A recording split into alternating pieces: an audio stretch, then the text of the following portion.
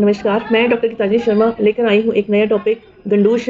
Oil pulling भी कहा जाता है इसको। गंडूश का अर्थ है असंचारे मुखे पूर्णे गंडूश अन्यथा कवलम जायते। असंचारे हमें मुख में कुछ औषधि द्रव्य भरना है, तब तक भरना है जब तक हमारी आंखों से पानी नहीं निकल जाता, हमारा कफ दोष जो है वो बाहर नहीं आ जाता।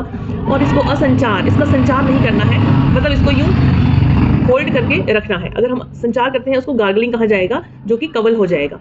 तो गंडूश के बारे में आज बात करेंगे। गंडूश का वर्णन आयुर्वेद संहिताओं में अलग अलग संहिताओं में मिलता है, उसका मैं आपको फटाफट से रेफरेंस बता देती हूँ। चरक सूत्र स्थान अध्याय 5 में इसका वर्णन है, शिशु चिकित्सा 40 में इसका वर्णन है, शिशु उत्तरतंत्र 18 में इसका वर्णन है, अष्टांग सूत्र स्थान 31 में इसका वर्णन है। गंडूश के 3 टाइप्स हैं, 3 टाइप्स के गंडूश होते हैं जो कि वात पित्त और कफज प्रकृति वाले मनुष्य कर सकते हैं। तो सबसे पहले वातज प्रकृति वालों की बात करूँ, जो ड्राइनेस होती है, वातज प्रकृति जिनकी है, जिनका शरीर रुक्ष है, कृष्ण है, पतले हैं जो लोग, उनके लिए स्निग्ध गंडूश बताया गया है।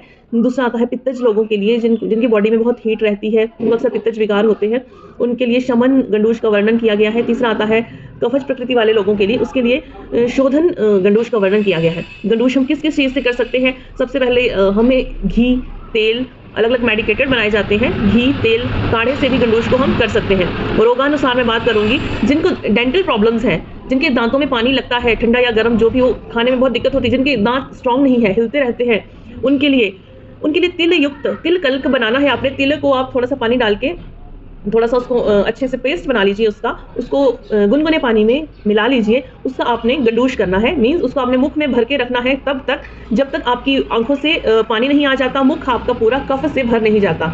जितनी देर आप होल्ड कर सकते हैं, 2 मिनट 3 मिनट, शुरू में धीरे धीरे आपका टाइमिंग बढ़ती जाएगी, तो उतनी देर आपको मुख में होल्ड करना है। इस प्रकार से इसको हिलाना बिल्कुल नहीं है, अन्यथा वो कवल हो जाएगा, गंडूश का लाभ आपको नहीं मिलेगा। इसमें यही है कि इसको हिलाना नहीं है, बस यूं ही मुख में होल्ड करके रखना है।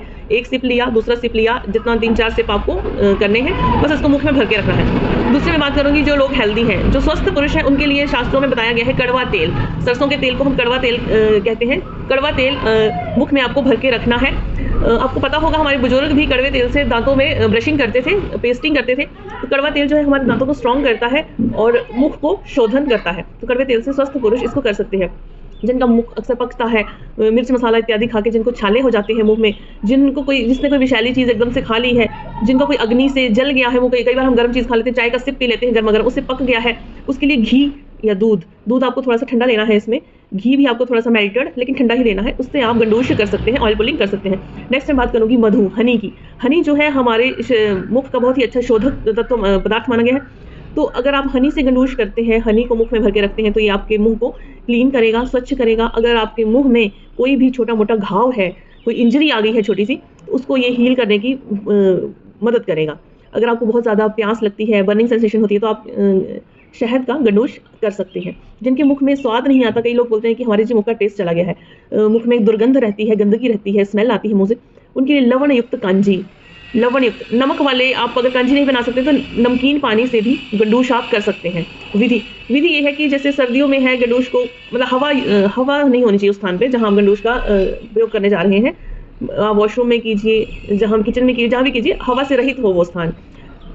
काल इसका है, हमें काल कब तक धारण करना है वो मैं ऑलरेडी बता चुकी हूँ। जब तक कि हमारी आंखों से पानी नहीं आ जाता, हमारे मुख से सलाइवरी ग्लैंड हमारा उत्तेजित नहीं हो जाता, हमारे मुख से सलाइवा नहीं निकलने लगता, तब तक हमें उसको होल्ड करके रखना है। तो दोस्तों ये बहुत ही छोटी सी चीज़ है, हार्डली ये 1-2 मिनट का प्रोसेस है, लेकिन बहुत से रोगों से, बहुत से विषाणुओं से आपका मुख सुरक्षित हो जाएगा, आपके डेंटल प्रॉब्लम्स सॉल्व हो जाएंगी, आपको दुर्गंध जो आती है मुँह से उससे आपको लाभ होगा। तो आप इसे ज़रूर कीजिए। 1-2 मिनट का प्रोसेस है, तो मैं आपसे यही विनती करूँगी कि आप इसको अपने डेली रूटीन में ज़रूर ऐड कीजिए। Thank you, have a nice day.